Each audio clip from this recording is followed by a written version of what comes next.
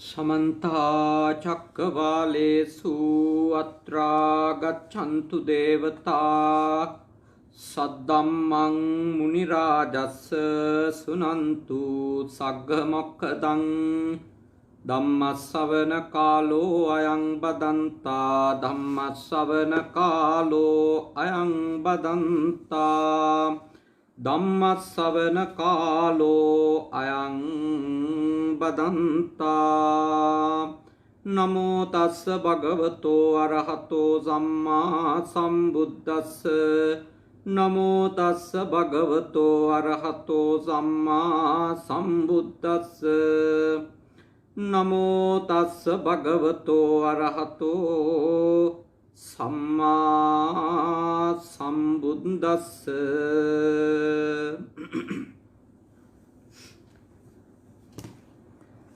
කාරුණික ශ්‍රද්ධාකාමී පින්වතුනි අද මේ උතුම් පුරපසළොස්වක පොහොය දවසේ සන්ධ්‍යා යාමයේ මේ සිද්ධ කෙරෙන සද්ධර්ම දේශනාව සඳහා අපට ඊටාම කරුණාවෙන් යුක්තව ආරාධනා කරපු පින්වත් පිරිස ජීවත් වෙන්නේ ඕස්ට්‍රේලියාවේ සිඩ්නි නුවර. එයත්න් බලාපොරොත්තු වෙනවා සමරජීව අභාවයටපත් සෑම් සමරජීව චන්ද්‍රා සිරිවර්ධන ජයවීර ජයසේන සහ එරික් ඩග්ලස් විජේසිංහ ඒ වගේම සුධර්මා බණ්ඩාර මාතාව ඒ වගේම බද්‍රා බමුණුසිංහ මාතාව කියන මියගිය ඥාතිවරු මව්පියවරු සිහිපත් කරලා පින් අනුමෝදන් කරන්නට බලාපොරොත්තු වෙනවා. ඊට අමතරව දැන්ට සුජීවත්ව සිටින කමලානි බමුණුසිංහ මාතාවට ඒ අයගේ දූ දරුවන් වන නාමල් ලතිකා ඔගස්ටස් ඔස්වල්ඩ් ඒ වගේම ඉරේෂා ඔමාලි කියන ඒ දුවදරුවන් හැම දෙනාටම ආශිර්වාද කරන්න. ඒ වගේම ඒ ඔමාලි මහත්මියගේ පුංචි දියණිවරු දෙදෙනාට ඒ වගේම ඉරේෂා මහත්මියගේ දියණියට ආශිර්වාද කරන්න මේ පින්කමේදී බලාපොරොත්තු වෙනවා. එයත්ෝ අපේ විහාරස්ථානයේ අතුරුගිරිය ආරණ්‍යකේතන භික්ෂු පුහුණු මධ්‍යස්ථානයේ දියුණුවට පොඩි සායනහන්සලගේ අවතුම් පැවතුම් සඳහා උන්වහන්සේලාගේ ප්‍රතිපහසුකම් වෙනුවෙන් විශේෂ දායකත්වයන් අපි ඒ රටට වැඩම කරපු අවස්ථාවේ වගේම වරින් වර ඒ පිළිබඳව සොයා බලලා සිද්ධ කරන ඊටාම ශ්‍රද්ධාවන්ත අපේ දායක පවුලක පින්වතුන්.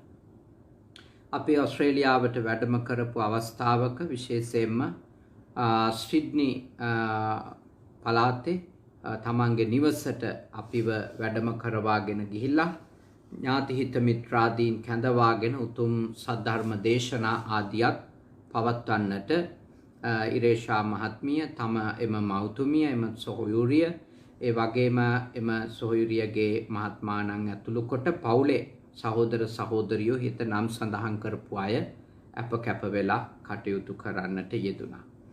විශේෂයෙන්ම අපි තාම සතුටු වෙනවා අද මේ උතුම් පොහොය දවසේ ධර්මානුශාසනාව ඒ ඇත්තන්ගේ අරමුණු සම්පූර්ණ කරගන්නට ඒ ඇත්තන්ගේ අරමුණු ඉටු කර ගැනීම සඳහා ආශිර්වාද ලබා ගන්නට සිද්ධ කරලා දෙන්න කියලා මියගිය නෑයන්ට පින් අනුමෝදන් කිරීම සඳහා සිද්ධ කරලා දෙන්නට කියලා අපිට ආරාධනා කර සිටියා.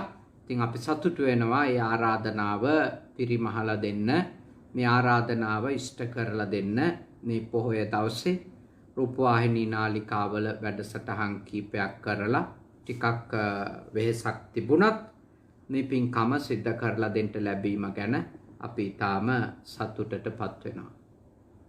අපේ පින්වත් පිරිස ඊට අමතරව බලාපොරොත්තු වුණා මේ වසංගතයෙන් පීඩා විඳින ශ්‍රී ලාංකික ජනතාවට ඒ වගේම ඕස්ට්‍රේලියාවේ ඇතුළු ලෝකයේ ජීවත් වෙන ශ්‍රී ලාංකික පිරිසට ආශිර්වාද කිරීම සියලුම ලෝකවාසීන්ට සෙත් පැතීම වගේම මේ වසංගතයෙන් මිය ගියපු සියලුම ලෝකවාසීන්ට පින්දීමත් තමන්ගේ පවුල් පරම්පරාවල් වල මිය ගිය ඥාතීන්ට පින්දීමත් ඒ අය තවත් බලාපොරොත්තු අතර තිබුණා.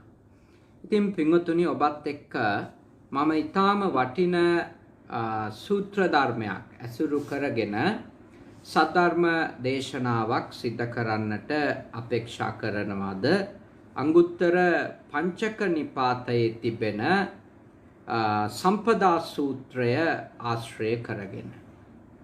සම්පත්ති ගැන සම්පදා කියන්නේ සම්පත්ති කියන එකනේ, සම්පදාවන් කියන එකනේ. ඉතින් ඒ අසුරු කරගෙන දේශනාවක් කරනවා. ඇත්තටම ඒ දේශනාවේ මූලිකව පැහැදිලි කරලා දෙන්නේ භාග්‍යවතුන් වහන්සේ ව්‍යසනයන් පහක් පිළිබඳව සහ සම්පatti පහක් පිළිබඳව. ව්‍යසනයන් පහක් පිළිබඳව සහ සම්පatti පහක් පිළිබඳව. ඉතින් අපි ඒ කරුණු ටික හොඳට තේරුම් ගන්න උත්සාහ කරමු.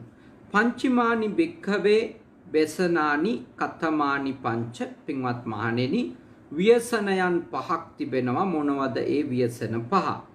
ඥාති ව්‍යසනං, භෝග ව්‍යසනං, රෝග ව්‍යසනං, සීල ව්‍යසනං, ditthi ව්‍යසනං.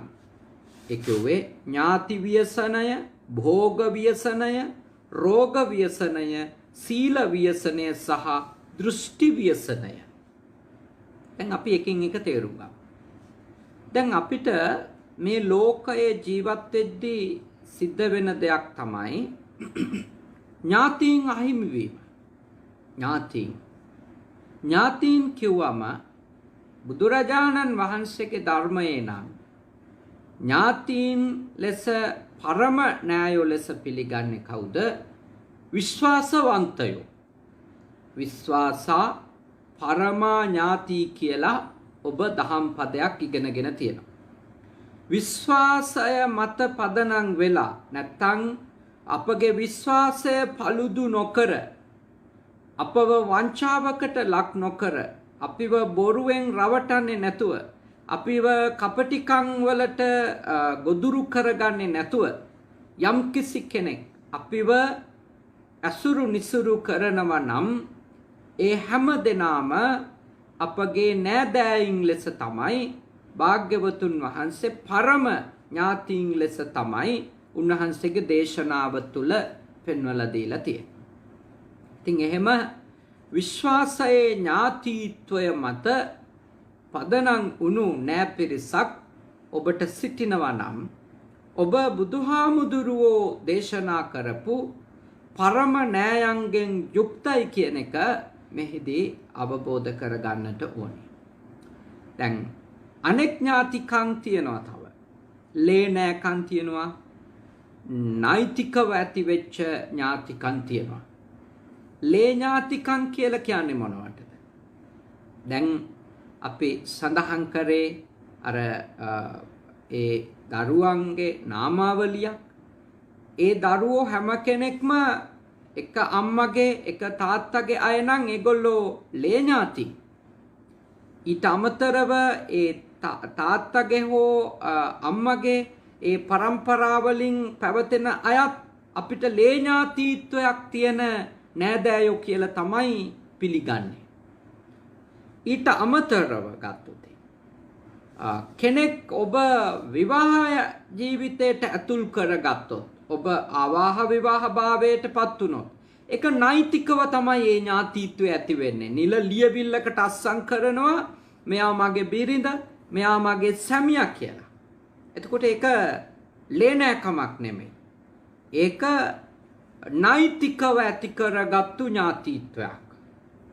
දැන් අපි නෑදෑයෝ වර්ග තුනක් අඳුනගත්තා. පරම නෑදෑයෝ නම් විශ්වාසය මත පදනම් වෙච්ච සියලු දෙනා, විශ්වසනීයව අපිත් එක්ක සම්බන්ධකම් පවත්වන අය. ඊට අමතරව සම්මුති ලෝකේ ලේ ඥාතිකම් තියෙනවා. ඊටත් අමතරව විශේෂයෙන්ම අපිට නෛතිකව හැදිච්ච ඥාතිකම් තියෙනවා. දැන් උදාහරණයක් විදිහට ගත්තොත් මගේ ශිෂ්‍යයෝ සහ මා අතර තිබෙනවා නෛතිකව ඇතිවෙච්ච ඥාතිත්වයක්. හේතුව මා පැවිදි කරපු ශිෂ්‍යයෝ මගේ ගෝලයෝ මගේ ශිෂ්‍යයෝ බව මම නීතියෙන් පිළි අරගෙන තියෙනවා. එතකොට අපි අතර තියෙනවා පියපුතු සබඳකමක් අපි අතර තියෙනවා. හැබැයි ඒ පියපුතු සබඳකම ගෝලයා සහ ගුරුවරයා අතර තියෙන පියපුතු සෙනෙහසක් සබඳකමක්.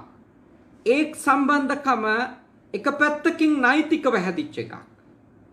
අනෙක් පැත්තෙන් ඒක විශ්වාසය මත හැදිච්ච එකක්. ඊළඟට ගත්තහම ගෘහස්ත ජීවිතවල වුණත් බිරිඳක් සහ සැමියෙක් අතර ඥාතිත්වය මුලින් හැදෙන්නේ සමහර විට විශ්වාසයක්. ආදරය කරන්නේ කෙනෙකුට විවාහ වෙන්න කලින් ආදර සම්බන්ධකම් පවත්වනවා. ඒ සම්බන්ධකම් ඇතුළේ එකිනෙකාව විශ්වාස කරනවා. එතකොට මේ විශ්වාසය මතම ඥාතිත්වයක් හටගෙන ඉවරයි ඒ වෙනකොට. පස්සේ ඒක නෛතිකව තහවුරු කරගන්නවා. ඊළඟට ඒක නෛතික ඥාතිකමකුත් වෙනවා. ඔන්න ඔය විදියට තමයි ඥාතිකම් කියන ඒවා ඥාතිත්වය කියන එක අපට මේ ලෝකෙදී ඇති වෙන්නේ.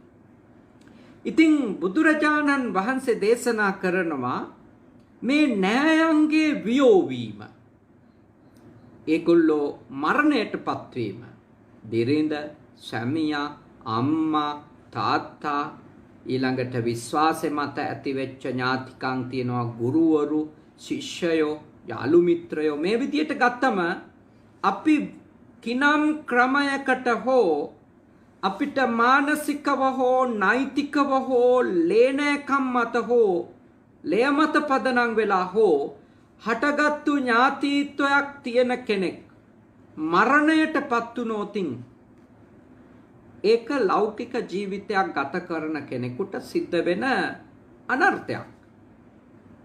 ඒක ලෞකික ජීවිතයක් ගත කරන කෙනෙකුට සිද්ධ වෙන අනර්ථයක් අයහපතක්. නෑදෑයෝ ඉන්න එක බිරිඳ ඉන්න එක සැමියෙක් ඉන්න එක දරුවෝ ඉන්න එක නන්දලා මාමලා පුංචි අම්මලා බාප්පලා ලොකු තාත්තලා ඒගොල්ලෝ ඉන්න එක ග්‍රහස්ත ජීවිතයක් ගත කරන කෙනෙකුට උපකාරයක්. ඒ ලෞකික සම්බන්ධකම් වල කරදර නැතුව නෙමෙයිනේ. ලෞකික සම්බන්ධකම් වල මොකක් හරි උදව්වක් තියෙන කෙනෙක් ඉන්නවා නම් එයාගෙන් කරදරක් තියෙනවා.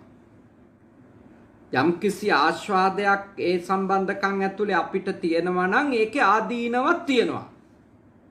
හැබැයි බුදුහාඳුරුවෝ දේශනා කරනවා දැන් ලෞකික ජීවිතයක් ගෙවන ඒ කියන්නේ කෙලෙස් නිවපු නැති කෙලෙස් වලින් නිදහසුනේ නැති අයට අනිවාර්යෙන්ම මේ සම්බන්ධකම් වල යම්කිසි ආකාරයකට වටිනකමක් අනිවාර්යෙන්ම තියෙනවා කියන එක. දැන් අම්මා ඉන්න එක දරුවන්ට විතරක් නෙමෙයිනේ.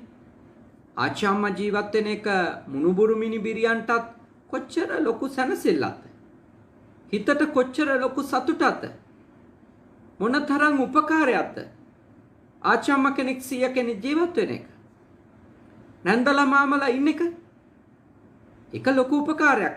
මම කියන්නේ ඒගොල්ලොන්ගෙන් කරදර නෑ කියලා නෙමෙයි. ඔය සියලු සම්බන්ධකම් වල ප්‍රශ්න තියෙනවා. නිකන් නෙමෙයිනේ ඔය සිංහල මිනිස්සු කියන්නේ නෑයොයි මීයොයි වේයොයි එක වගේ කියලා. ඔක්කොම අපි කනවා කියලා කියන්නේ. ඒ කනවා කියුවට ඒගොල්ලොන්ගෙන් අපිට කරදර ප්‍රශ්න බාධක තියෙනවා කියලා කිව්වට ඒගොල්ලොන්ගෙන් අපිට ලොකු උපකාර තියෙනවා. දැන් ඕස්ට්‍රේලියාව වගේ රටක ජීවත් වෙන ලංකාවෙන් ගිහිල්ලා ජීවත් වෙන කෙනෙකුට ඒ දුවෙකුට හෝ පුතෙකුට තමන්ගේ අම්මලා තාත්තලා තමන් එක්ක ඉන්න එනවා කියන එක ඒ දුවදරුවන්ට ඒගොල්ලොන්ගේ ළමයින්ට ලොකු උපකාරයක් ඒක. ලොකු ශක්තියක්. ලොකු උදව් කිරීමක්. ඒ අතරින් ඒගොල්ලෝ බලා ගන්න ඕනේ. ඒගොල්ලෝ ලෙඩ වෙනවා. ඒගොල්ලෝ කැමති නැති ඒවා වෙනවා. ඒගොල්ලෝ හිත නරක කරගෙන ඉන්නවා. හිනාවක් නැතුව ඉන්නවා. සමහර වෙලාවට කෑම වර්ජනය කරලා ඉන්නවා. බලාගත්තු අතේ බලාගෙන ඉන්නවා. එහෙම ප්‍රශ්නක් තියෙනවා.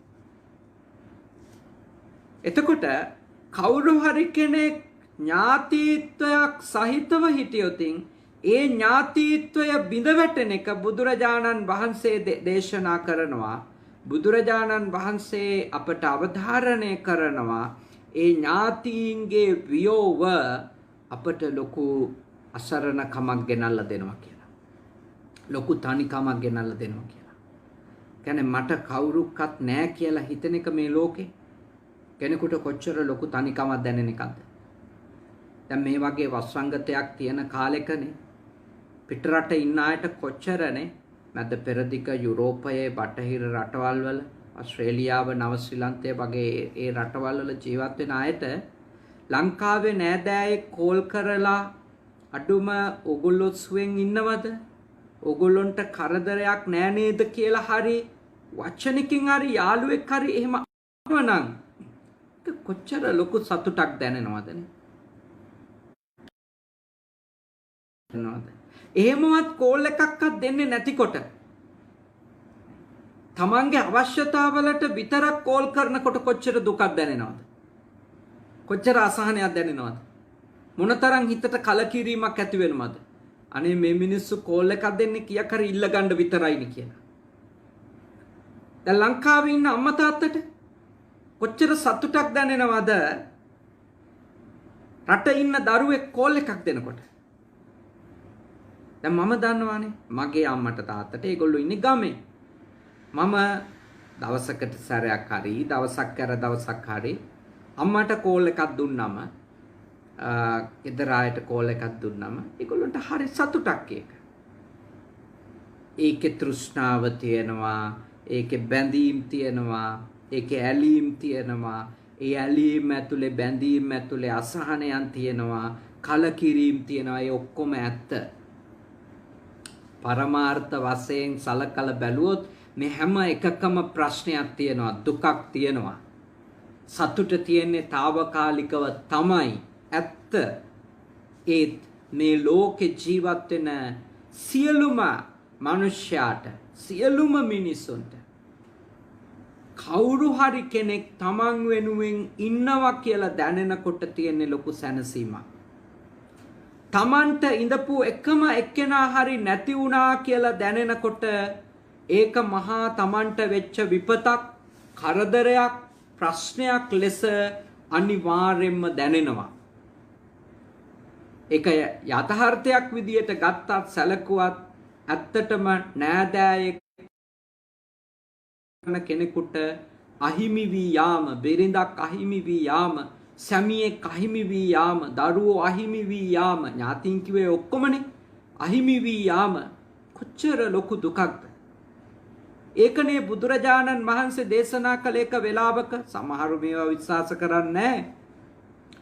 බිරිඳ නිසා අඬපු, සැමියා නිසා අඬපු, දරුවෝ නිසා අඬපු, අම්මා තාත්තා නිසා අඬපු, මේ විදියට විවිධ ඥාතීත්වයන් නිසා අඬපු කඳුළු මේ සසර ගමනේ සංයුත්ත නිකායේ අනමතග්ග සංයුත්තේ පෙන්නනවා. අඬපු කඳුළු එකට එකතු වුණා නම් මේ මහා සමුදුරේ තියෙන වතුරට වඩා වැඩිපුර අපි අඬලා තියෙනවා එක පුද්ගලයෙක් කියලා. බුදුරජාණන් වහන්සේ දේශනා කළ තියෙන සමහර විශ්වාස කරන්නේ නැහැ. මොකද එච්චර දිග සසරකයි අපි මේ ගමන ගිහිලා තියෙන්නේ කියලා ගොඩක් අය විශ්වාස කරන්නේ නැහැ. එච්චර දීර්ඝ සංසාරික ගමනක අනමතග්ගෝයම් භික්ඛවේ සංසාරෝ පුබ්බ කෝටි නපඤ්ඤායති. ආරම්භය කොහෙද කියලා හොයන්න ගියොත් පිස්සු ඇටට උමතු වෙන තරම් දීර්ඝ සංසාර ගමනක අපි නියැලෙනවා කියන එක. ඒ අතරතුර හම්බ වෙච්ච නෑදෑයෝ, ඒ හම්බ වෙච්ච නෑදෑයන්ගේ වියෝව හින්දා අඬපු තරම් කොච්චරද කියලා කියන්ට බැරි බව. ඒ උපමා විදියට කිව්වොත් මහා සමුදුරේ තිබෙන ජලයට වඩා වැඩි කියන එක බුදුරජාණන් වහන්සේ දේශනා කළා තියෙනවා. එක වෙලාවක උන්වහන්සේ ගිජ්ජකූට පර්වතයේ ඉඳන් වේපුල්ල හෝ වේභාර කියන පර්වතයේ දිහාට අත දික් කරලා සඳහනක් කරලා තියෙනවා. පින්වත් මහණෙනි නුඹලාට සංසාර ගමනේ හමු වෙච්ච නෑදෑයන්ගේ ඇටකටු හිස් කබල් එකට ගොඩ ගැහුවනම් අර පර්වතයට වඩා උසයි ඒ නෑදෑයෝ හමු වෙලා මිය ගියපු අයගේ ඇටකටු හිස් කබල් ගොඩ ගැහුවනම් කියලා. එතකොට එච්චරටම දිග සසරක අපි ඇවිදලා තියෙනවා. එච්චරටම අපි නෑදෑයෝ එක්ක කටයුතු කරලා තියෙනවා. ඒ නෑදෑයෝ බොහෝම හොඳ විදියට අපිට හිටියා වෙන්නත් පුළුවන්. තාම නරක නපුරු විදියට හිටියා වෙන්නත් පුළුවන්. නෑදෑයෝ විදියට අපිට ඇවිල්ලා තියෙනවා. අපිත් එක්ක ඉඳලා තියෙනවා. මේ සසර එහෙම එකක්.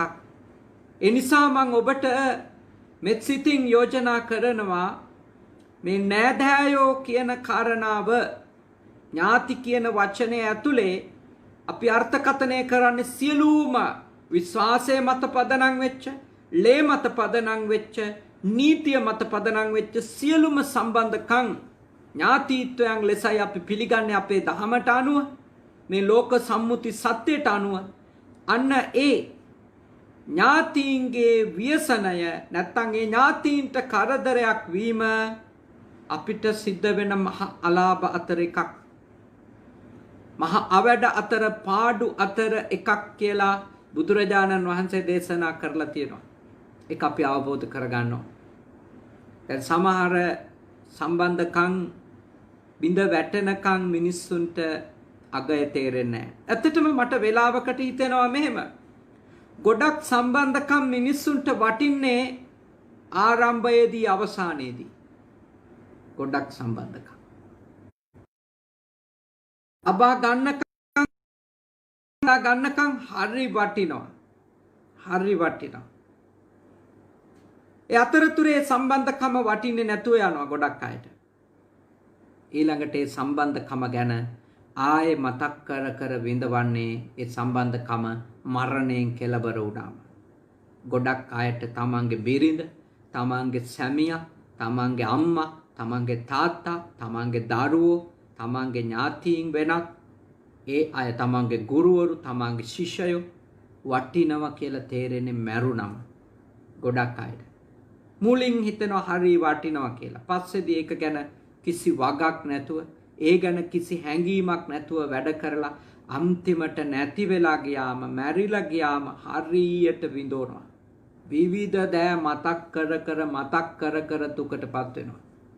ඒ හින්දා මා ඔබට යෝජනා කරනවා ඒ හැම දෙයක්ම වෙන්නේ තණ්හාව නිසා තමයි. ඒක අවබෝධ කරගන්න. ඒත් මේ සම්මුති ලෝකේ ජීවත් වෙනකොට ඔබ වටහා ගන්න නෑදෑයෝ අහිමි වීම කොච්චර දුකක්ද කියලා තේරෙන්නේ කාත් කවුරුවත් නැති වුණු දවසට. කාත් කවුරුවත් නැති කෙනා තමයි දන්නේ නෑදෑයෙක්, කවුරු හරි විශ්වාසවන්තයෙක් Tamanට ඉන්න එක කොච්චර වටිනවද කියලා. මට අනගාരിക ධර්මපාලතුමා මතක් වෙනවා. එතුමා අඬලා තියෙනවා, වැළපිලා තියෙනවා වලිසිංහ හරිශ්චන්ද්‍ර මැතිතුමා මිය ගියපු වෙලාවේ. එතුමාගේ සටහන් වල ඒකේ තියෙනවා මට හිඳපු එකම හිතවතා, එකම විශ්වාසවන්තයා, අහෝ වලිසිංහ හරිශ්චන්ද්‍ර, උඹ විතරයි, නුඹ මැරිච් එක මට මහ වේදනාවක් කියලා. එතකොට එතුමා බොහෝ අය එක්ක වැඩ කළා තියෙනවා. හැබැයි එතුමට විශ්වාසනීයව ඉඳපු ඥාතියට සමාන, ඒ කියන්නේ විශ්වාසයේ ඥාතිකමෙන් බැඳිලා ඉඳලා තියෙන්නේ ධර්මපාලතුමා වලිසිංහ හරිශ්චන්ද්‍ර මැතිතුමා සමග. අටම ස්ථානය පවිත්‍ර කරගන්නට, අටම ස්ථානය අන්‍යාගමික අයගෙන් නිදහස් කරගන්නට අප වෙච්ච අපේ වීරවරයා. ඒ කියන්නේ විශ්වාසය තමයි ලොකුම නෑකම කියලා බුදුහාඳුරුවෝ කියපු එක මට තේරෙනවා. ඒ නෑදෑයන්ගේ ව්‍යසනය පවා භාග්‍යවතුන් වහන්සේ දේශනා කරන්නේ, උන්වහන්සේ අවධාරණය කරන්නේ මහා විපතක් කෙනෙකුට සිද්ධ වෙන. ඒක පළවෙනි ව්‍යසනය.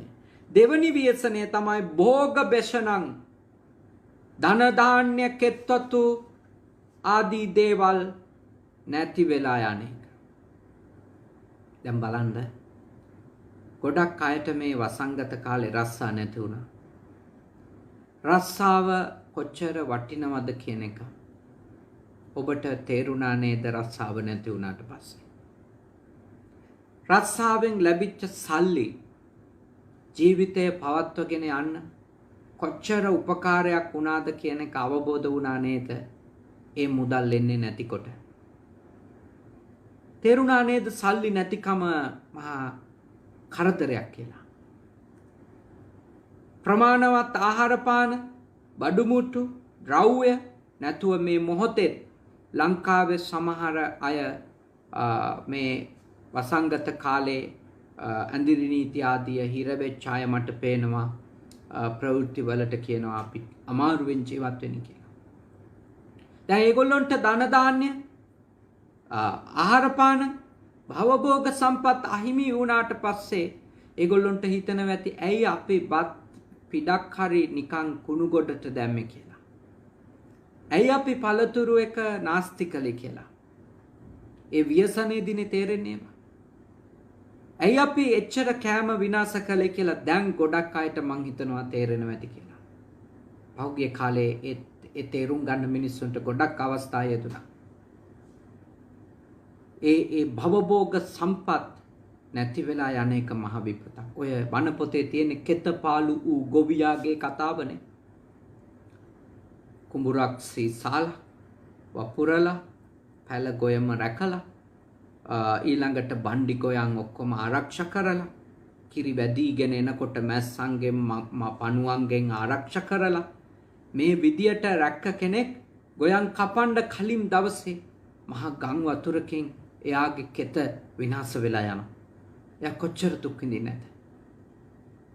බුදුරජාණන් වහන්සේ දේශනා කරනවා ඒ විදියට කෙනෙකුගේ භවභෝග සම්පත් නැති වෙලා යන එක, විනාශ වෙලා යන එක ඒ ඇත්තන්ට මහා වේදනාවක් දුකක් කියලා. ධනය නැති වුණාම ධනේ වටිනකම දැනිලා වේදනාව විඳිනවා. දුකටපත් වෙනවා. ධනය කියන්නේ අනිත්‍යතාවයට අයිති දෙයක්. ඒක ඇත්ත. ධනයට බැඳුනොත් ඇලුනොත් තමයි අපිට විඳවන්න වෙන්නේ. ඒක ඇත්ත. අපි ලැබෙන ධනයෙන් ලද පමණින් සතුටු වෙන්න ඕනේ. ඒක තමයි බුදුදහමේ අපිට පෙන්වන සැනසෙලිදායක මාර්ගය. ඒ ඔක්කොම ඇත්ත. ඒවා තථාගත දේශනාවට ඒවා හරියටම හරි. ඒවා ගැන කිසිදු ආකාරයක විවේචනයක් නැහැ. හැබැයි භාග්‍යවතුන් වහන්සේ අපිට පෙන්වනවා ඒ සියල්ල අතරේ ලෞකික ජීවිතයක් ගත කරන කෙනෙකුට ධනය නැති වුණොත් ඒක මහා දුකක්. ඒ මනුස්සයාට සිද්ධ වෙන මහා විපතක් කියලා. ඒකනේ අර සඳහන් කරේ කාතාවක යම් කිසි කෙනෙක් තරුණ කාලේ අලද්දා යොබ්බනේ ධනං තරුණ කාලේ සල්ලි හම්බ කරගත්තේ නැතොත්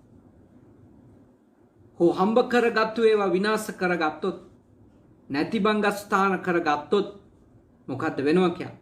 වයසට ගියාට පස්සේ විඳවන්ට වෙනවා කියලා බුදුරජාණන් වහන්සේ දේශනා කරනවා.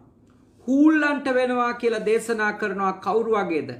ජින්න කොංචාව ජායන්ති කීන මච්චේව පල්ලලේ. වතුර හිඳිච්ච මඩවලක් ගාව විඳවන කොකෙක් වගේ, මහලු කොකෙක් වගේ තිත්ත කඩේක්වත් අල්ලගන්න බැරුව, තිත්ත එක්කත් අල්ලගන්න බැරුව විඳවන මහලු කොකෙක් වගේ විඳවන්න වෙනවා කියලා භවභෝග සම්පත්, ධන දාන්නේ සම්පත් නැතුව වයසට ගියොත්. ඒ සියල්ල නැති කරගත්තු අය මේ කතාව හොඳට දන්නවා. හොඳට හම්බ කරලා අද සතයක් නැතුව ජීවත් වෙන අය මේ කතාව හොඳට දන්නවා. ඒක කොච්චර දුකක්ද වේදනාවක්ද කියලා. ඔව් මට කියලා දීලා තියෙනවා. ඒකයි ඒවා එක්ක සිහි කල්පනාවෙන් වැඩ කරන්න කියන්නේ.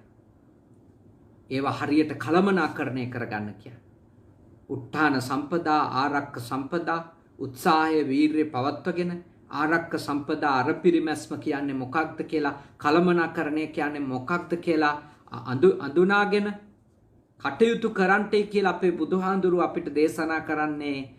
භෝග ටික නැති වුණාට පස්සේ තමයි දන්නේ ඒක කොච්චර වටිනවද කියලා. දැන් ලංකාවේ පොල් රුපියල් 90යි 100යි ඒ වගේ ලොකු ගණන්. පෞගේ කාල නම් ඔන්න මොකද්ද මේ ටේප් පටියකින් මැනලා පොල් ගෙඩි වල ගණන් අඩු වෙන කතාවක් තිබුණා. ඒක එහෙම ගියා යන්න. නමුත් 90යි 100යි 90ට 100ටවත් හිරමණයට දාගන්න පුළුවන් මට්ටමේ පොල් හොයාගන්න මේ කාලේ අමාරුයි. දැන් ඒ පොල් ගස් ටික තිබුණා නම් කොච්චර වටිනවද කියන එක දැන් තේරෙනවා ගස් කප වෙන්දේසි ඉඩම් හදපු මිනිසුන්ට. වෙන්දේසි ඉඩම් හැදුවේ ඔක්කොම පොල් වගා කරපු භූමීන් සුද්ධ කරලා. ඒවා මේ කරේ මේ ඇමරිකානුවෝ හරි වෙනත් කවුරු හරි බටහිරයෝ ඇවිල්ලා කුමන්ත්‍රණ කරලා නම් නෙමෙයි. වෙන රටවල් වල කුමන්ත්‍රණ විදියට ලංකාවේ පොල් ගස් ටික කපලා වෙන්දේසි ඉඩම් සංවර්ධනය කර විකුණනු ලැබේ කිය හැම තැනම ඉඩම් ටික විකුණනා නෙමෙයි. ඒවා මේ අපේ මිනිස්සුම කරපුවා. දැන් කියනවා කණ්ඩ පොල් ගෙඩියක් නැහැ කියලා බැන ඉනවා. ඒ භෝග සම්පත් නැති වුණාම තමයි කුඹුරු ටික පුරන් වෙන්න ඇරලා හෝ තිබිච්ච කුඹුරු අක්කරේ විකුණලා ත්‍රිවිල් එකක් ගත්තු අයට දැන් තේරෙනවා, ස්කූටියක් ගත්තු අයට දැන් තේරෙනවා ස්කූටිය කාලා ජීවත් වෙන්න බැරි බව. දැන් තේරෙනවා ත්‍රිවිල් එක තිබුණට හයර් යන්න බෑ. යන්න හයර් ඇත්තෙත් නෑ. තියෙන ත්‍රිවිල් තොගේ හැටියට දවසට රුපියල් 1000ක් 2000ක් හොයන එක ලේසිත් නෑ. හැබැයි ඒ වෙනකොට භෝග සම්පත්තිය එනම් තමන්ට තිබිච්ච ඉඩකඩම් විකුණලා දාලා යකඩ ගොඩවල් අරන් ඉවරයි ගොඩක් අය. සිංහල මිනිස්සු මම දන්න ගොඩක් අය. ඒගොල්ලෝ දැන් විඳවනවා භෝග ව්‍යසනය නිසා. සමහර භෝග ව්‍යසන වෙන්නේ ජලයෙන්, ගින්නෙන්, ඒ ආදී දේවල් වලින්. සොර සතුරන්ගෙන්, මංකොල්ල කරුවන්ගෙන් තමන්ගේ භෝග සම්පත් නැති වෙලා යනවා. සමහර වෙලාවට ඉතින් ආණ්ඩු විසින් අපේ භවභෝග සම්පත් මංකොල්ල කන වෙලාවලුත් එනවා. නැත්තේ නෑ.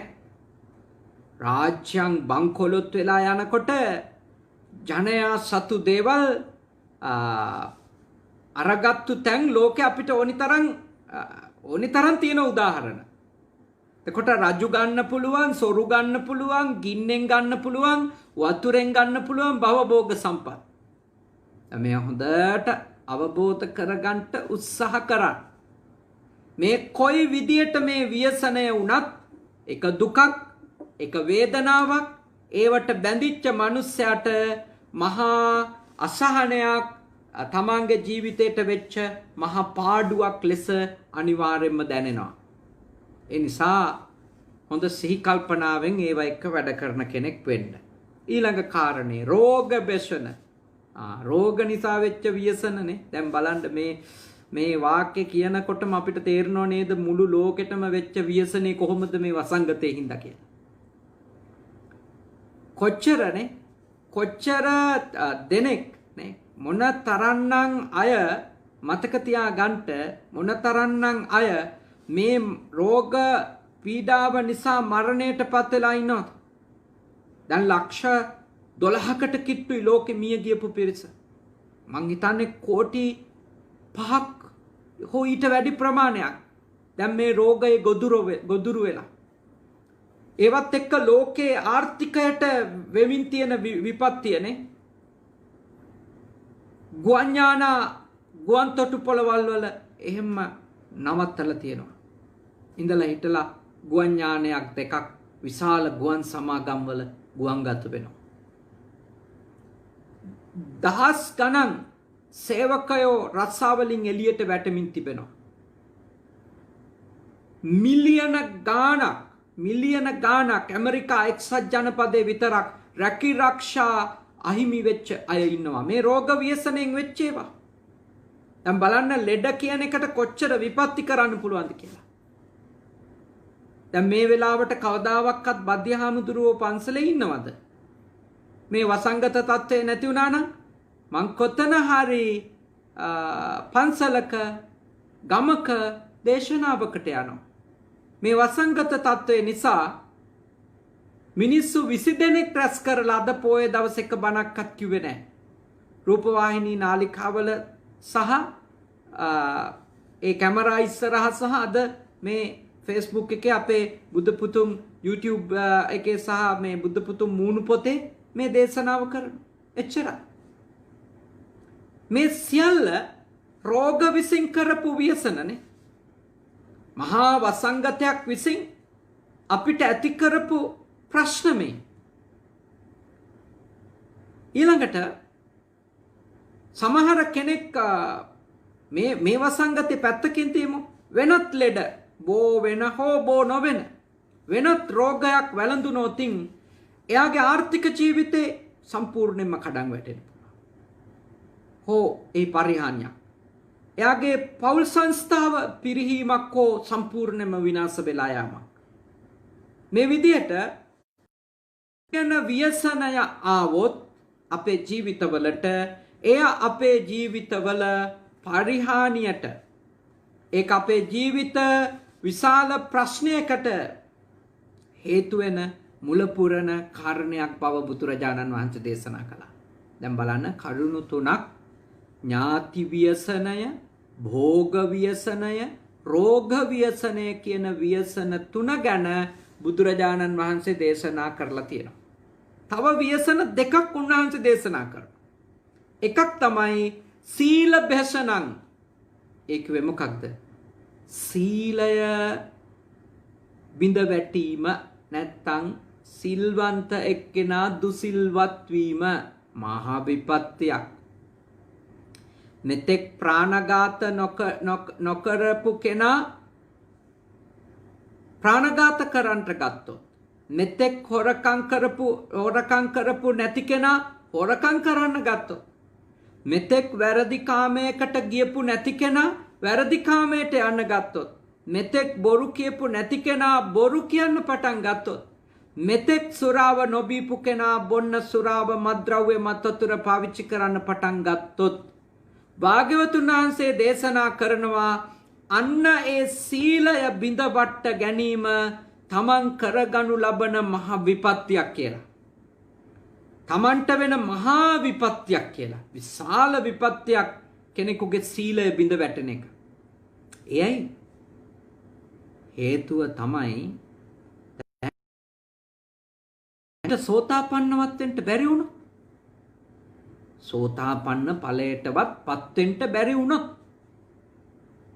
අපේ ධර්මයට අනුව අපිට ඊළඟ ආත්ම භාවයේ අඩුම සුගති භූමියක උප්පත්තිය ලබන්න, මනුෂ්‍ය තලයක දිව්‍ය තලයක උප්පත්තිය ලබන්න, කාමාවචර සුගතියක උප්පත්තිය ලබන්නට අපිට උපකාරක ධර්ම අතර ප්‍රධානම ධර්මය තමයි සීලය. කයෙන් වචනෙන් අපි වැරද්දක් නොකර ඉන්න එක තමයි අපිට ලොකු උපකාරයක් වෙන්නේ. විශාල රැකවරණයක් වෙන්නේ. එහෙනම් ඔබ හොඳට මේ කාරණේ තේරුම් ගන්න. මේ බුදුහාඳුරුවෝ තමන් සිල් බිඳ ගන්න එක තමන්ට කරගන්න මහ විපත්තියක් කියලා, තමන්ට සිද්ධ වෙන මහ විනාශයක් තමන්ගේ සිල් ටික බිඳ වැටෙන එක කියලා බුදුහාඳුරුවෝ දේශනා කරන්නේ ඔබ ගැන හිතලමයි, මා ගැන හිතලමයි. ඒ නිසා මේක හොඳට අවබෝධ කරගන්න බලන්න. තමන්ගේ ජීවිතේ තියෙන ඒ නොකල යුතු දේවල් කියලා බුදුහාඳුරුවෝ පෙන්වලා දීපුවා. දවසේ කොහොම හරි නොකර ඉන්න උත්සාහ කරන්න. පහෙන්ම වලකින්න පුළුවන් නම් ලොකු දෙයක්. බැරි නම් මම යෝජනා කරනවා එකක් දෙකක් හරි සිල්පද ආරක්ෂා කරගන්න එක්කෙනෙක් වෙන්න.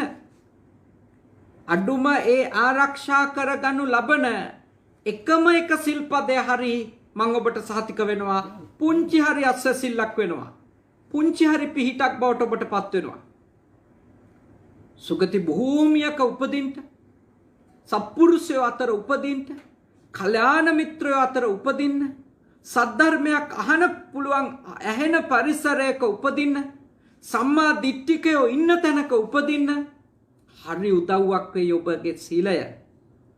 ඒ නිසා තමන්ගේ සීලයට නම් විපත්ති වෙන්න දෙන්න එපා. සීලයට විපත්ති වෙන්න දෙන්න එපා. ඒ නිසා මං ඔබට යෝජනා කරනවා ඒ සීලය ඔබට සම්පතක්. ඒ සම්පත හරියට රැක ගන්න බලන්න. ඒ සම්පත ව්‍යසනයකට ගොදුරු වෙන්න දෙන්නේ නැතුව පුළුවන් තරම් ආරක්ෂා කරගන්න. අනිත් අයටත් පුළුවන් තරම් උදව් කරන්න. එක සිල්පදයක් හරි ආරක්ෂා කරගෙන ජීවත් වෙන්න. පුළුවන් තරම්. ඒ උදව්ව කියලා නිම කරන හැකි තරම් වටින උදව්වක්. මොකද කෙනෙකුගේ මුළු ජීවිතයම තීරණය කරන ව්‍යසනයක් තමයි මේ සීලය විනාශ වුණොත්, සීලය බිඳ වැටුණොත්. ඒක ලොකු මෙලෝ කොච්චර පිරිහෙනවද? මොන තරම් නෛතික ප්‍රශ්නවලට සීලවන්ත නැති කෙනා ගොදුරු වෙනවද? මේ ලෝකේ මොන තරම් සමාජ ප්‍රශ්නවලට සීලවන්ත නැති වුණොත් ගොදුරු වෙනවද? මොන තරම් ලෙඩ රෝග, දරුණු ලෙඩ රෝග, කෙනෙකුට කියන්න බැරි ලෙඩ රෝග මොන තරම් හැදෙනවද සීලවන්ත නැති වුණා? එහින්දා ඔබ ඒ සීලවන්ත වීම මේ සංසාර ගමනට තියෙන කාරණයක් විදියට විතරක් නෙමෙයි. ඔබගේ මේ ලෝක ජීවිතේට අර නෑදෑයෝ නැති වුණාට වඩා, හම්බ කරපු ධනෙ නැති වෙනවට වඩා ඊළඟට ගත්තහම තමන්ගේ භවභෝග සම්පත් ටික නැති වෙනවට වඩා භයානක දෙයක් තමයි තමන් ලෙඩ දුක් වෙනවට වඩා තමන්ගේ සීලය බිඳ වැටෙන එක භයානක දෙයක්. නිසා සීලය ගැන අවධාරණයක් කරගන්න. භවභෝග සම්පත් ටික අහිමි වෙද්දිත් පුළුවන් නම් සීලය රැකගන්න. නෑදෑයෝ එක්කෙනා ගැලවිලා යද්දිත් පුළුවන් නම් සීලය රැකගන්න. විවිධ ලෙඩ දුක් රෝග පීඩා ඇවිල්ලා ඔබ පීඩාවට පත් කරද්දිත් මම යෝජනා කරනවා පුළුවන් නම් සීලය රැකගන්න. ඒ තුන් අභියෝගයම, ඒ ව්‍යසන තුනම ඔබ වට කරගෙන ඔබව රිදවද්දිත් ඔබ ඔබේ ප්‍රතිපත්ති ගරුකකම, කයේ වචනේ අවංකකම ඔබ පවත්ව ගත්තොත් ලෝකේ අය ඔබ පරාජිතයෙක් කියලා කියයි. ඒත් ඔබේ හෘදය සාක්ෂිය ඔබත් එක්ක හිටගනි. මේ සෝබා ධර්මය ඔබත් එක්ක හිටගනි. ඔබ වෙනුවෙන් සාක්ෂි දරන්න. සාක්ෂි දරන්නට හිටගනි ඔබත් එක්ක. ඒ හින්දා මම ඔබට යෝජනා කරනවා සිල් බින්දෙන්න පුළුවන්. අපේ බෝධිසත්වයන් වහන්සේත් ගත්තොත් බෝධිසත්ව පාරමී කාලයේ පුරාම උන්වහන්සේ ආරක්ෂා කරපු සීලය ලෙස පෙන්වලා දීලා තියෙන්නේ මුසාවාදා වේරමණීනේ, බොරු කියලා නෑ. අනිත් සිල් කැඩිලා තියෙනවා, හොරකම් කරලා තියෙනවා. ඒ කියන්නේ වැරදි කාමයට ගිහිල්ලා ඇති, ප්‍රාණඝාත කරලා ඇති. බෝධිසත්වෝ සංසාර ගමනේදී බුදුවරු 5,12,000ක් මුණ ගැහුණා කියලා සඳහන් කරනවනේ තථාගතයන් වහන්සේනේ. එතකොට ඒ ගමනේදී උන්වහන්සේ බොරු කියලා නෑ. ඒකත් ධර්මයේ සඳහන් වෙනවා. උන්වහන්සේ බොරුවක් කියලා නෑ කියලා. පාරමී කාලය තුල බොරු කියලා නෑ කියලා. ඒකේ ආනිසංශයක්ලු අපේ භාග්‍යවතුන් වහන්සේගේ දේශනා කෙනෙක් ඇහුවම එයාට ඒක ප්‍රතික්ෂේප කරන්න බැහැ.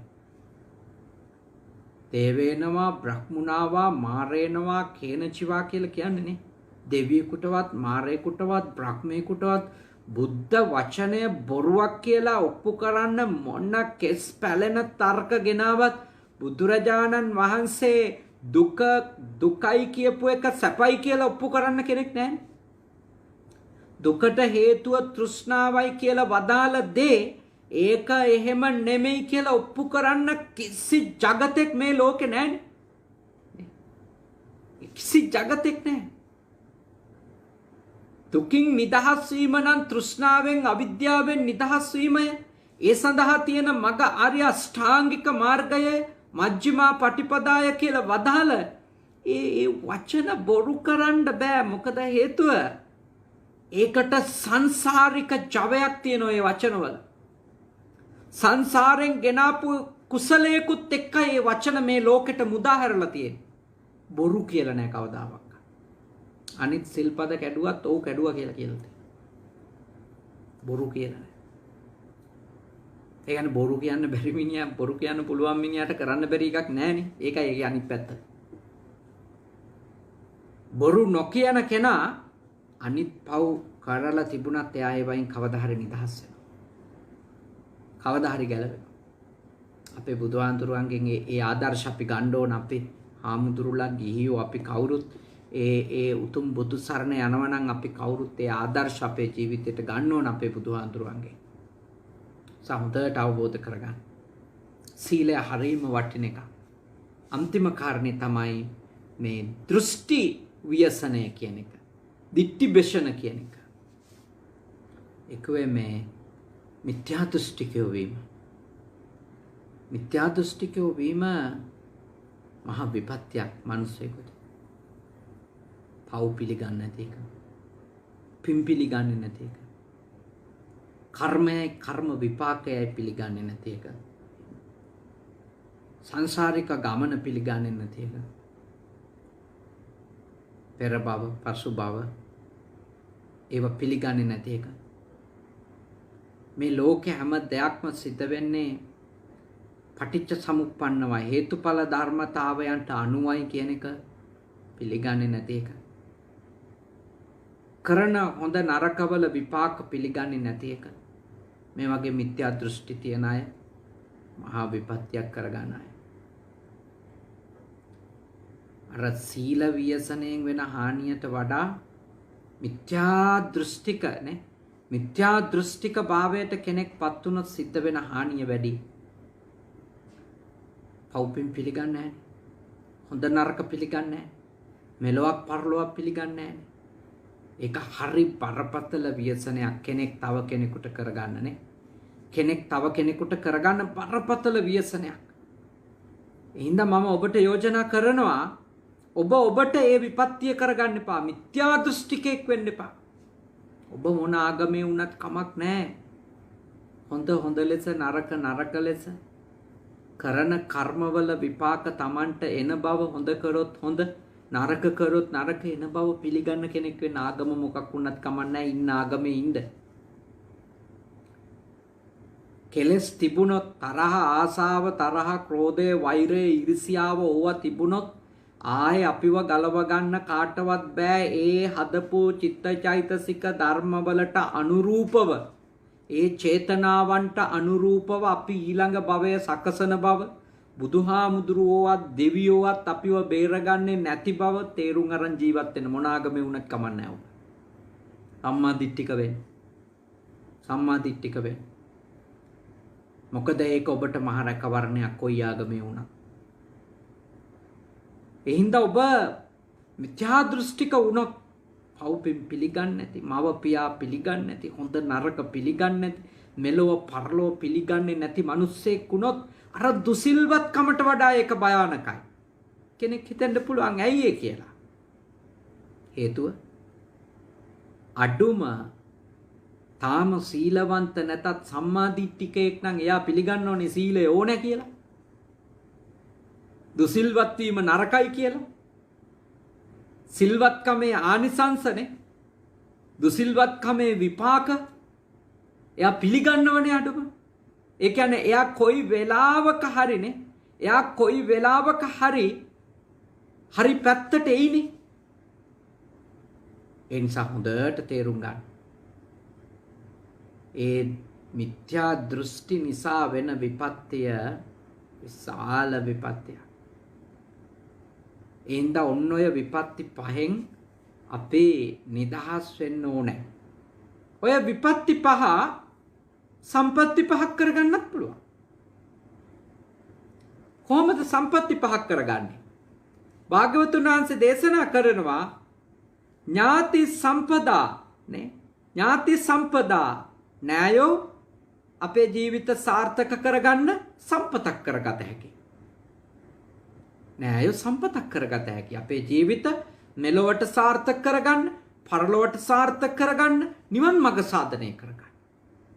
ඊළඟට අපිට තියෙන භවභෝග සම්පතක් කරගත හැකිනේ. දත්වාච බුද්ධාච අපිට හොරකම් නොකර කාටවත් වැරැද්දක් නොකර අපේ ජීවිත පවත්ව ගන්න. ඊළඟට අපිට දම්පැන් දීලා අපේ සසර ගමනේ අපි නැවත උපදිනව නම් අපිට ආයු වර්ණ සැප බල ලබා ගන්නට දම්පැන් දීමෙන් අර අපිට තියෙන භෝග සම්පත්තියක් කරගන්න පුළුවන් නේ දම්පැන් දීලා. ඒ නිසා ඔබ මේක හොඳට අවබෝධ කරගන්න. මේක හොඳට තේරුම් ගන්න. න්‍යාය සම්පත්තියක් කරගන්න පුළුවන්. භෝග සම්පත්තියක් කරගන්න පුළුවන්. ඊළඟට භාග්‍යවතුන් වහන්සේ ආරෝග්‍ය සම්පදා නිරෝගීකමත් සම්පත්තියක් කරගන්න පුළුවන්. සැපතක් කරගන්න පුළුවන්. ඕන්නම් නිරෝගීකම නිසා මාන්නේ හදාගෙන ඒකම අර විපත කරගන්නත් පුළුවන්. හැබැයි නිරෝගීකම සම්පත්තියක් කරගත්තොත් කෙනෙක් එයා ඒ නිරෝගී ජීවිතය ඉක්මනින්ම ලෙඩ වෙන්න පුළුවන් කියලා දැනගත්තු ගමන් අපමාදේන සම්පාදේත වහ කුසල් කරනවනේ. වහ යහපත් වෙන්න බලනවා. දැන් තියෙන නිරෝගීකම අපත යන්න දෙන්න බෑ කියලා. දෑත් දෙපය වාරු නැති වෙනකන් ලෙඩ දුක් ඇදිලා ඇඳට වැටෙනකම් මට ඉන්න බෑ. මම හැම දවසකම මං වෙනුවෙන් යහපතක් කුසලයක් කරගන්නවා. සමාජය වෙනුවෙන් යහපතක් හොඳක් කරනවා. ඒ කියන්නේ නිරෝගීකම සම්පතක් කරගන්න පුළුවන්. නිරෝගීකම මහා සම්පතක්. ආරෝග්‍ය පරමාලාභා කියලා භාග්‍යවතුන් වහන්සේ දේශනා කළේ. නිරෝගීකම මේ ලෝකේ තියෙන මහා සම්පත්තිය කියලා. ලොකුම ලාභය කියලා. ඒක සම්පත්තියක්. රෝගී වීම විපත්තියක් වගේම නිරෝගීකම සම්පත්තියක්. අපි නිරෝගීව ඉන්නවා නම් ලෞකිකව කොච්චර සාර්ථක වෙන්න පුළුවන්ද? ආධ්‍යාත්මිකව කොච්චර සාර්ථක වෙන්න පුළුවන්ද නිරෝගීව ඉන්නකොට? එනිසා නිරෝගීකම සම්පත්තියක්. මහා සම්පතක්. පරම ලාභයක්. භාග්‍යවතුන් වහන්සේගේ දේශනාවට අනුව. දැන් ඔය දෙකටම වඩා සීල සම්පදා සිල්වන්තකම සම්පත්තියක්. සීලය බිඳ ගැනීම විපත්තියක්. අර අනිත් විපත්ති තුනටම වඩා. හැබැයි සීලය රැකගන්න එක අනිත් තුනටම වඩානේ. අනිත් තුනටම වඩා මහ සම්පතක්. සීලවන්ත වෙන එක. සීලවන්ත වෙන එක මහ සම්පතක්. මහා රැකවරණයක්. මහා ආශිර්වාදයක්. ඒ හතරටම වඩා සම්‍යක් දෘෂ්ටිකයෙක් වෙන එක. ඒ උතුම් සම්මා දිට්ඨියේ තහවුරු වෙන එක. සෝතාපන්න ආදී උතුම් මාර්ගඵලයකටපත් වෙලා තහවුරු සම්මා දිට්ඨියක් ඇති කෙනෙක් වෙන එක. තහවුරු සම්මා දිට්ඨියක්. සාවර වූ සම්මා දිට්ඨියක්. ලෝකෝත්තර සම්මා දිට්ඨියක්. උතුම් චතුරාර්ය සත්‍ය ධර්මය අවබෝධ කරගෙන කෙනෙකු උපදව ගත්තොත් සම්මා දිට්ඨියක් ඇති කර ගත්තොත් එහෙම මොන තරම් භාග්‍යයක්ද. යටත් පිරිසෙන් සෝතාපන්න වෙන තත්වයට අපේ දෘෂ්ටිය ඍජු වුණොත් බය නැතුව ඉන්න පුළුවන් මරණ මංචකයේදී. මොකද මරුණත් උපදින්නේ සුගති භූමියක අවස්ථා 7ක් විතරයි. බලන්න මොන තරම් සම්පත්තියක්ද කියලා සම්මා දිට්ඨිය. සීලයෙන්වත් එහෙම ලැබෙන්නේ නැහනේ එච්චර ලොකු රැකවරණයක්. සම්මා දිට්ඨික භාවය තහවුරු කරගත්තොත් ලැබෙන රැකවරණය. එහෙනම් ඔබ තාම හොඳින් ඒ සම්මා දිට්ඨික භාවය ඔබ තුල තහවුරු කරගන්නට උත්සාහ කරන්න ඕනේ. දැන් විපත්ති 4කුත් විපත්ති 5කුත් සම්පත්ති 5කුත් ගැන කතා කළා. භාග්‍යවතුන් වහන්සේ එතන කරපු විශේෂ අවධාරණයක් මතක් කරලා මේ දේශනාව නිමා කරනවා. බුදුහාමුදුරුවෝ දේශනා කරනවා මේ න්‍යායෝ නැති වුණාටවත් භවභෝග සම්පත් නැති වුණාටවත් මේ ලෙඩ දුක් ඇති වුණාටවත් කවුරුවත් මරණයෙන් පස්සේ අපාය නම් වැටෙන්නේ නැහැ. හැබැයි භාග්‍යවතුන් වහන්සේ දේශනා කරනවා සීලයට විපත්තියක් වුණොත් මිත්‍යා දෘෂ්ටිකයෙක් වුණොත් ඒක නම් මරණයෙන් මත්තේ අපාය වැටෙන්න හේතුවක්. න්‍යායෝ නැති වුණයි කියලා අපාය වැටෙන්නේ නැහැ. න්‍යායෝ නැති වුණා කියලා. හැබැයි මතක තියා ගන්නට කියලා භාග්‍යවතුන් වහන්සේ අපිට දේශනා කරනවා සීලය බිඳ වැටුණොත් ඒ වගේම සම්මා දිට්ඨික භාවය නැති කරගෙන මිත්‍යා දෘෂ්ටික කෙනෙක් වුණොත් අන්න ඒ ඇත්තා මහා විපත්තියකටපත් වෙන බව. මොකද නිරයකට වුණත් යන්න පුළුවන් අන්න ඒ විපත්ති දෙක වුණොත්. ඊළඟට භාග්‍යවතුන් වහන්සේ දේශනා කරන ඥාති සම්පත්තිය හිටියට, භෝග සම්පත්තිය තිබුණට, නිරෝගී සම්පත්තිය තිබුණට මරණයෙන් පස්සේ ඒක ඉතින් සුගතියට උදව්වක් නෙමෙයි. හැබැයි සීල සම්පත්තියයි සම්මාදිට්ඨිය තහවුරු කර ගැනීමයි කරොත් නම් එයාට මරණින් මතු සුගති භූමිවල උපදින්ට උතුම් නිවන අවබෝධ කරන්ට මේ භවයේම ඒ දෙක නම් උපකාරයක් කියලා. බලන්න කොච්චර ලස්සන සූත්‍රයක්ද. අංගුත්තර නිකායේ පංචක නිපාතේ සම්පදා සූත්‍රය තමයි අපේ පින්වත් පිරිස මේ හොඳට ඉගෙන ගත්තේ. බොහොම සරලව. හොඳට කාටත් තේරුණා කියලා මම විශ්වාස කරනවා. ඉතින් අද මේ පොයේ දවසේ මේ වටිනා උතුම් සද්ධර්ම දේශනාව ඔබට සිද්ධ කරවා ගන්නට අපිට ආරාධනා කළේ විශේෂයෙන්ම ඕස්ට්‍රේලියාවේ සිඩ්නි නුවර ජීවත් වෙන ඉරේෂා නෝනා මහත්මිය. ඒ සඳහා දායකත්වයේ අරගෙන කටයුතු කරන්නට යෙදුන නාමල් මහත්මයා, ලතිකා මහත්මිය, ඔගස්ටස් ඔස්වල්ඩ්, ඒ වගේම ඉරේෂා ඔමාලි සහ ඒ ඉරේෂා මහත්මියගේ දුවත් ඔමාලි මහත්මියගේ පුංචි දියණිවරු දෙපළත් ඒ දරුවෝ අපි දන්නවා, අපිට මුණ ගැහිලා තියෙනවා. ඒ පොඩි දරුවෝ ඒ අයත් එකතු වෙලා තමයි මේ උතුම් පින් කටයුත්ත අද සිද්ධ කළේ. රැස් කරගත්ත සියලුම පින් කුසල් අභාවයටපත් සෑම් සමරජීව පියාණන්ට, චන්ද්‍රා සිරිවාදන මාතාවට, ජයවීර ජයසේන පියාණන්ට, එරික් ඩග්ලස් විජේසිංහ පියාණන්ට, ඒ වගේම සුධර්මා බණ්ඩාර මෞතුමියට, භද්‍රා බමුණුසිංහ මෞතුමියට අනුමෝදන් වේවා. ඒ සියලුම ඥාතිවරු මේ පින් අනුමෝදන් වෙලා සුවපත් වේවා, සැපවත් වේවා. මේ වසංගතයෙන් ලංකාවෙත් ලෝකෙ පුරත් මියගිය ලක්ෂ 11කට අධික සියලු ජනතාවට මේ පින් අත්වේවා. සංසාර ගමනේ අපිට හමුුණු නෑදෑයන්ටද, මේ භවයේ හමු වී වෙන්ගුණු නෑදෑයන්ටද මේ පින් අත්වේවා. උතුම් අමා මහ නිවනම අවබෝධ කරත්වා. සාධු සාධු සාධු. දෙවියෝ පින් අත්කර ගනිත්වා. දෙවියන්ගේ ආශිර්වාදය, ආරක්ෂාව, බැල්ම ශක්තිය දැනට ඕස්ට්‍රේලියාවේ පදිංචිව සිටින කමලානී බමුණුසිංහ මාතාවටත්, ඉහත නම් සඳහන් කරපු දුවා දරුවන්ට, මුණුබුරු මිනිබිරියන්ට වගේම මේ දේශනාව ශ්‍රවණය කරපු බුද්ධ පුතුන් ඔස්සේ ඔබ හැම දෙනාටමත්, ලංකාවාසීන්ටත් ලෝකවාසීන්ටත් ඉතාම ඉක්මනින් මේ වසංගතයෙන් නිදහස් වෙලා නිදුක් සම්පන්න, නිරෝගී සම්පන්න, සුව සම්පන්න වාසනාවන්ත ජීවිත ගත කරන්නට අවකාශය උදා වේවා. දෙවියෝ ලෝකයත් රටත් ඔබත් ආරක්ෂා කරත්වා. උතුම් දෙවිවරුද සාදු සාදු සාදු. අවසාන වශයෙන් ඔබ අප හැම දෙනාට, දෙවි දේවතාවුන්ට, මියගිය සියලුම ඥාති හිත මිත්‍රාදීන්ට මේ පින් කුසල් පාරමී ධර්ම වේවා. උපදින හැම ආත්මකමත් මේ භවය පුරාමත් සත්පුරුෂයෝ මුණ ගැහේවා, කල්යාණ මිත්‍රයෝ මුණ ගැහේවා, සද්ධර්මයේ මැසේවා. ධර්මානුධර්ම ප්‍රතිපත්ති පූර්ණය කරගෙන ඉක්මන් භවයකදී දුකින් නිදහස් වෙන්න මේ පින් කුසල් පාරමී වේවා. සාදු සාදු සාදු. ආකාශට්ටා ච බුම්මට්ටා දේවා නාග මහිද්దికා පුඤ්ඤන්තං අනුමෝදිත්වා චිරන් රක්ඛන්තු ශාසනං.